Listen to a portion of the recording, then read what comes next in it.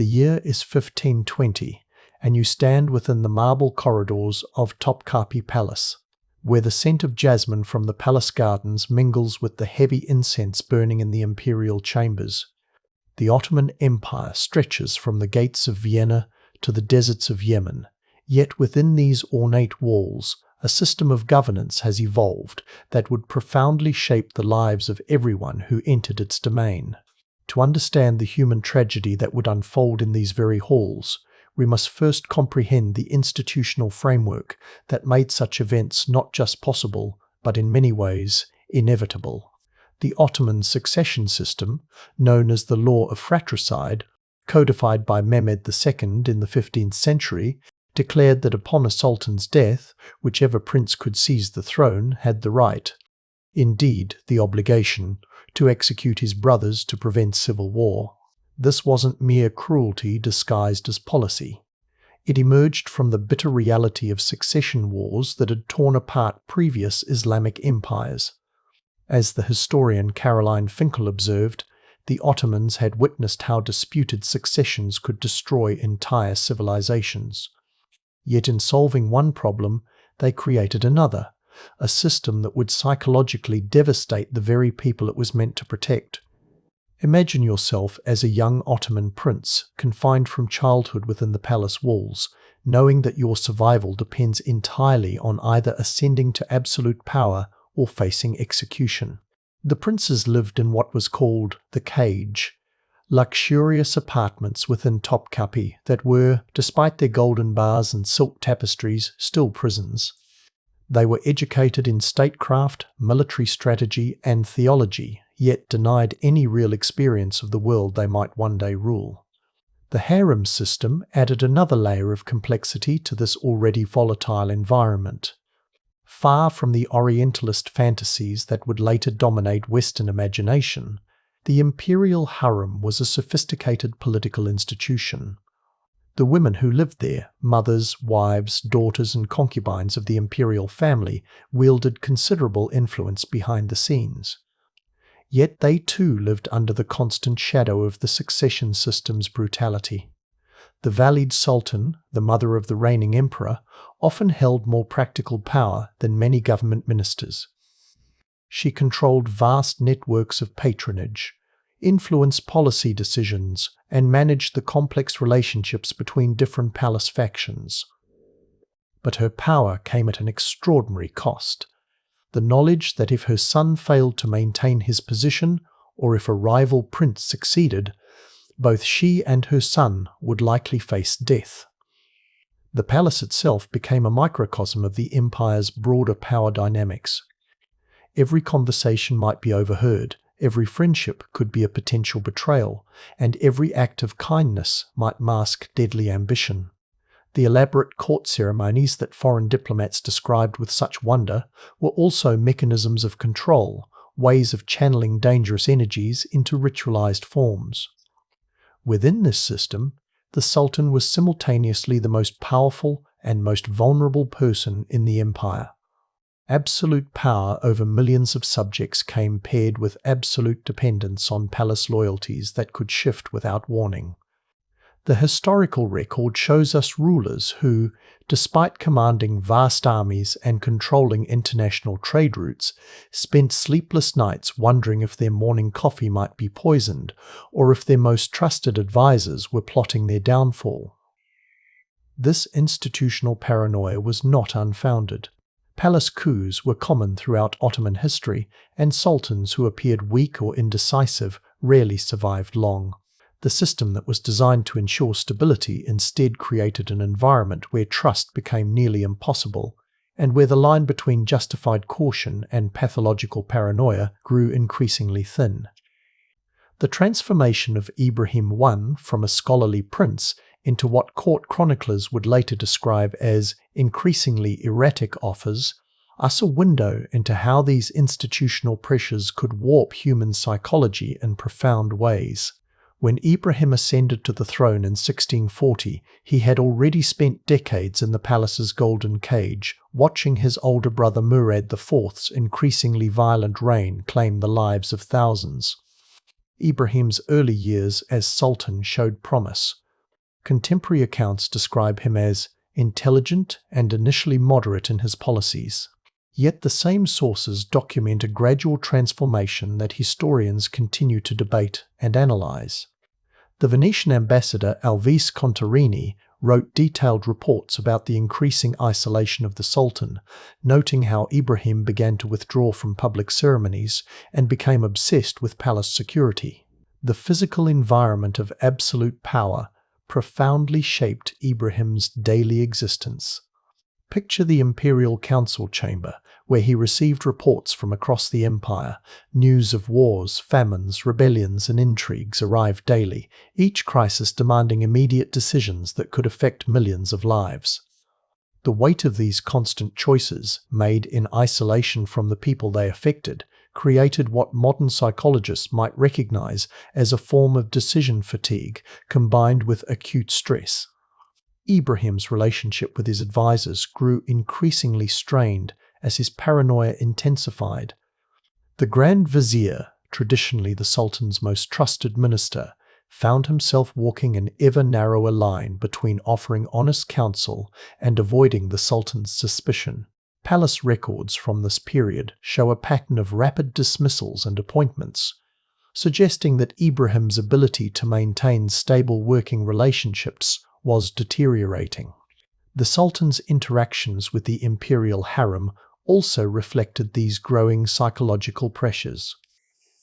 The women of the palace, already vulnerable within the existing power structure, found themselves subject to increasingly unpredictable demands and restrictions. What had once been a complex but relatively stable social hierarchy began to break down as Ibrahim's behavior became more erratic. Foreign observers noted changes in Ibrahim's physical appearance and demeanor during public appearances. The French traveller Jean de Thévenot described meeting a sultan who seemed constantly vigilant, whose eyes rarely settled on any person for long, and who spoke in ways that suggested he was always listening for threats that others could not hear. The isolation inherent in absolute power became a self-reinforcing cycle. As Ibrahim's behavior became more unpredictable, those around him grew more cautious in their interactions. This caution, however, only increased his suspicion that people were concealing information or plotting against him. The very attempts by palace staff to avoid triggering his anger created the atmosphere of secrecy and fear that fueled his paranoia. Palace physicians' records from this period, preserved in the Ottoman archives, document complaints of insomnia, digestive problems, and what they described as excessive choler. Symptoms that modern medical experts might associate with chronic anxiety and stress-related disorders. The Sultan, who commanded an empire stretching across 3 continents, was, in many ways, a prisoner of his own power. The transformation was not sudden but gradual, making it all the more tragic. Those who had known Ibrahim as a young prince described someone who had once shown genuine compassion for others' suffering, and who had demonstrated real intellectual curiosity about the world beyond the palace walls. The institutional pressures of absolute rule, combined with the psychological inheritance of a system built on fraternal violence, slowly eroded these human qualities. This psychological deterioration had immediate political consequences. As Ibrahim's decision-making became more impulsive and his treatment of advisors more harsh, the empire's administration began to suffer. Provincial governors received contradictory orders, military campaigns were planned and abandoned without clear reasoning, and the delicate balance of palace politics that had maintained stability for generations began to unravel. The human cost of these psychological pressures extended far beyond the Sultan himself, rippling through the palace community like tremors from an earthquake. The women of the imperial harem, already constrained within a system that defined their value primarily through their relationships to male power, found themselves increasingly vulnerable as Ibrahim's behavior became more unpredictable and controlling. Within the marble corridors and fountain-cooled chambers of the harem, a community of several hundred women navigated an increasingly dangerous landscape. These women came from diverse backgrounds. Some were gifts from provincial governors, others were captured during military campaigns, and still others were sold by impoverished families. Despite the luxury of their surroundings, with silk hangings and mother-of-pearl inlaid furniture, they lived under constant uncertainty about their fate. The Haseki Sultan, Ibrahim's principal consort, found herself in a particularly precarious position. While she wielded considerable influence over palace appointments and could petition the Sultan on behalf of various causes, she also bore the brunt of his increasingly volatile moods.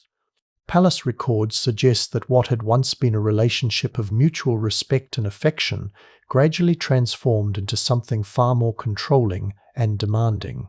Contemporary accounts describe how Ibrahim's growing paranoia manifested in increasingly rigid control over the women's movements within the palace. What had once been a relatively open community where women could visit each other's chambers, participate in palace ceremonies, and maintain some degree of personal autonomy, became subject to constant surveillance and restriction. The psychological impact on the palace women was profound.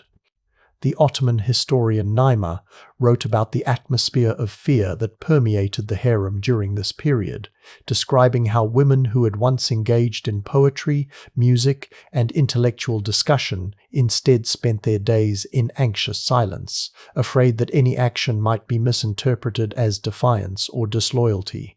Tragically, Ibrahim's paranoia eventually focused on the very women who were most vulnerable to his power. Palace chronicles record instances where minor infractions, a perceived slight in ceremonial protocol, a conversation with the wrong person, or simply failing to meet impossible expectations could result in severe punishment.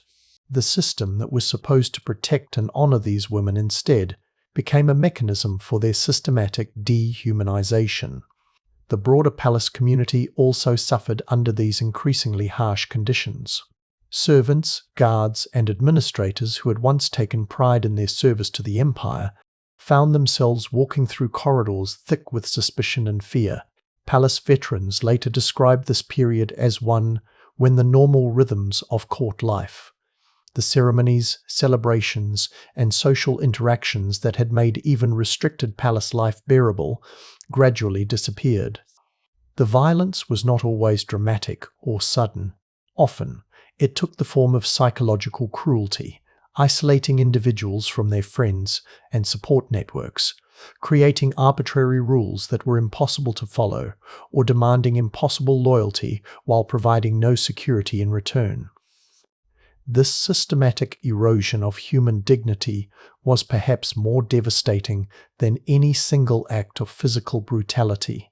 What makes this tragedy particularly heartbreaking is the evidence that Ibrahim himself, in his lucid moments, seemed aware of what he was becoming. Several sources describe instances where he expressed regret for his actions or attempted to make amends for previous cruelties. Yet the institutional pressures and psychological damage were too severe to overcome through individual willpower alone. The women who suffered most under this system were often erased from historical records, their names and stories lost to time. What we know of their experiences comes mainly from the observations of others, palace chroniclers, foreign diplomats, and later historians who pieced together fragments of evidence to understand what had happened behind the closed doors of the imperial apartments. Some of the palace women attempted to protect each other through informal networks of support and information sharing. Despite the climate of suspicion, bonds of friendship and mutual aid persisted, representing remarkable human resilience in the face of systematic oppression. These acts of quiet resistance and solidarity, though they could not change the overall system, provided crucial emotional support for women living under impossible circumstances. The impact on the children born within the palace during this period was equally tragic. Young princes and princesses who might have grown up with some measure of security and affection instead learned from infancy that survival required constant vigilance and that expressions of genuine emotion could be dangerous vulnerabilities. The systematic violence and paranoia that characterized Ibrahim's later reign could not be contained within the palace walls indefinitely. Like poison seeping through marble foundations, the dysfunction at the empire's heart began to corrupt its broader political and administrative structures, creating consequences that would echo through Ottoman history for generations. The immediate impact was felt in the empire's governance. Provincial administrators, receiving increasingly erratic and contradictory orders from the capital, began to lose confidence in central authority. Military commanders found themselves executing campaigns planned without coherent strategic vision, while diplomatic relationships with foreign powers suffered as the Sultan's representatives struggled to explain policy decisions that seemed to shift without warning or logic. The Janissary Corps, the elite military unit that had long served as both the empire's primary fighting force and a crucial check on sultanic power, grew increasingly restive. These soldiers, who had sworn loyalty to the Ottoman house, found themselves caught between their traditional obligations and their growing recognition that their sultan was becoming a danger to the empire they had pledged to protect. Palace records from this period reveal a pattern of increasing resistance to Ibrahim's orders from within his own administration. Grand viziers began to delay implementing the most extreme commands, hoping that the sultan might reconsider or that circumstances might change.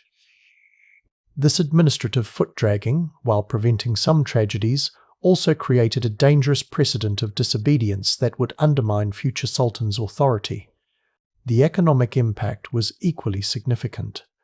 The Ottoman Empire's complex financial system depended on predictable policies and stable relationships between the central government and provincial tax collectors.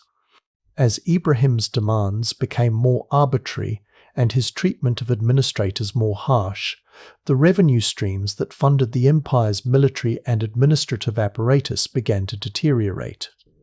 International observers noted the empire's declining reputation during this period.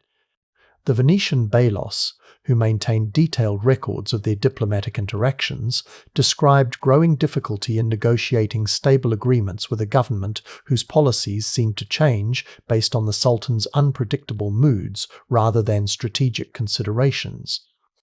The tragedy reached its inevitable conclusion in 1648, when a coalition of palace officials, military commanders, and religious authorities concluded that Ibrahim had to be removed from power to preserve the empire itself.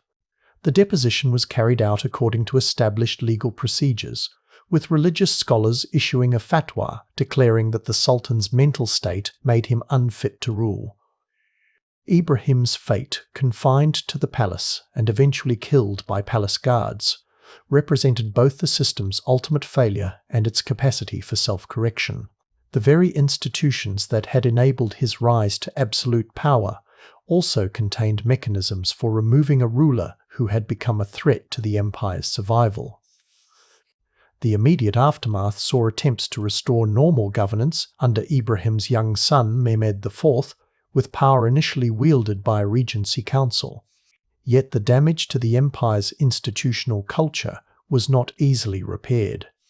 The precedent of deposing a sultan, while legally justified, nevertheless weakened the aura of invincibility that had long protected Ottoman rulers. More significantly, Ibrahim's reign had demonstrated the fundamental vulnerabilities inherent in the Ottoman succession system. The psychological pressures that had warped his judgment were not unique to him, but were built into the very structure of Ottoman imperial governance. Future sultans would face the same isolation, the same impossible choices, and the same institutional incentives toward paranoia and control. The human cost was immeasurable. The women who had suffered under Ibrahim's increasingly erratic rule rarely saw justice or acknowledgement of their ordeal. Many remained in the palace under the new sultan, carrying physical and psychological scars that would never fully heal.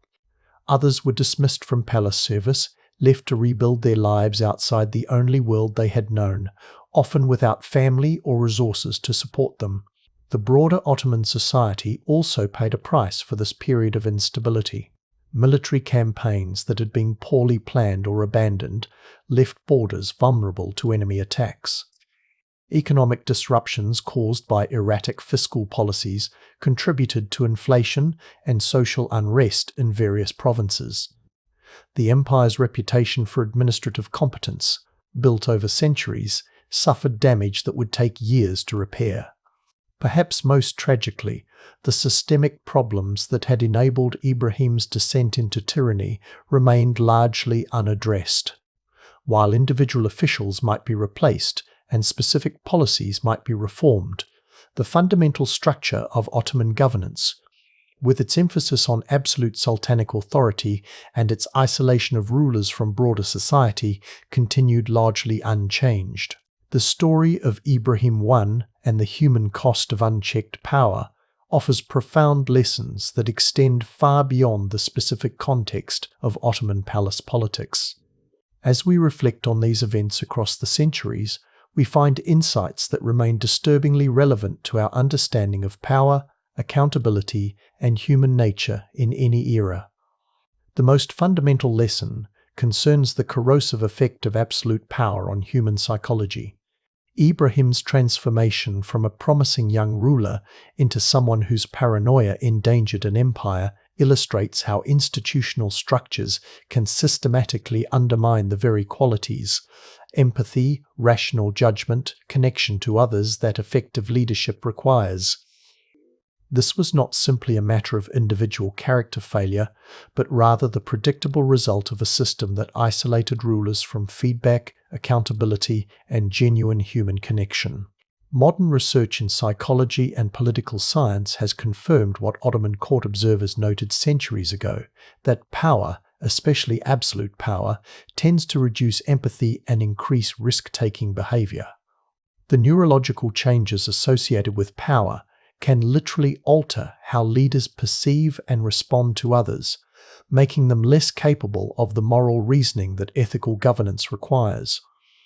The institutional mechanisms that enabled Ibrahim's abuses, the isolation of decision-makers, the concentration of power without accountability, the systematic silencing of dissenting voices appear throughout history in various forms. Whether in corporate boardrooms, political capitals, or other centers of power, the dynamics that corrupted Ottoman palace politics continue to threaten human dignity and effective governance.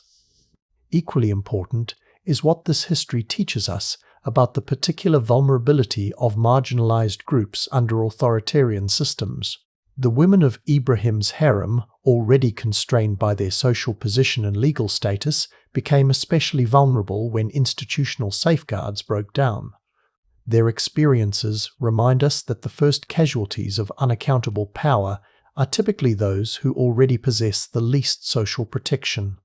The courage of those who eventually moved to remove Ibrahim from power also offers important lessons about the responsibility of institutions to protect society from dangerous leadership.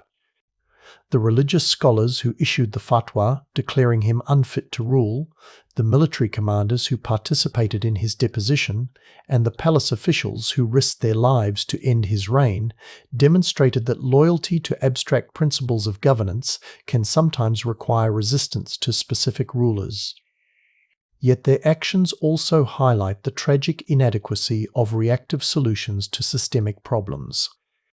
By the time Ibrahim was removed from power, immeasurable damage had already been done to countless individuals who had suffered under his rule. The women who had been brutalized, the officials who had been executed on whims, the provincial populations whose lives had been disrupted by erratic policies. None of them could be restored to wholeness by a change in leadership. This points to perhaps the most crucial lesson, the importance of preventive institutional design. The Ottoman Empire's succession system, despite its practical advantages in preventing civil wars, created psychological pressures that almost inevitably led to the kinds of abuses we see in Ibrahim's reign. Effective governance requires structures that support human dignity, not just in their stated principles, but in their practical operation. The international dimension of Ibrahim's reign also offers relevant insights for our globalized world.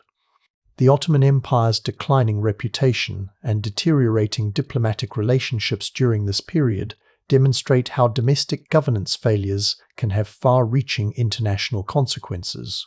In an interconnected world, the internal dysfunction of major powers inevitably affects the stability and well-being of other societies. Perhaps most importantly, this history reminds us of the fundamental humanity of all people caught up in systems of power, including those who wield that power. Ibrahim's story is not simply one of a tyrant who deserved his fate, but of a human being whose potential for good was systematically destroyed by institutional pressures he was ultimately unable to resist. Understanding this complexity does not excuse his actions or minimize his victims' suffering, but it does point toward more effective strategies for preventing similar tragedies. The women, servants, officials, and others who suffered under Ibrahim's rule were not merely victims of one man's cruelty, but casualties of a system that failed to protect human dignity. Their experiences call us to examine our own institutions and power structures, asking difficult questions about whose voices are heard, whose welfare is protected, and whose humanity is respected in the systems we create and maintain. As we close this examination of a dark chapter in Ottoman history, we must remember that the ultimate purpose of understanding the past is not to satisfy curiosity about distant events, but to develop wisdom that can guide us toward more just and humane futures. In decay, the lessons written in the marble corridors of Topkapi Palace, paid for with immeasurable human suffering, remain as relevant today as they were centuries ago. Our responsibility is to learn from them while working to ensure that such tragedies need never be repeated.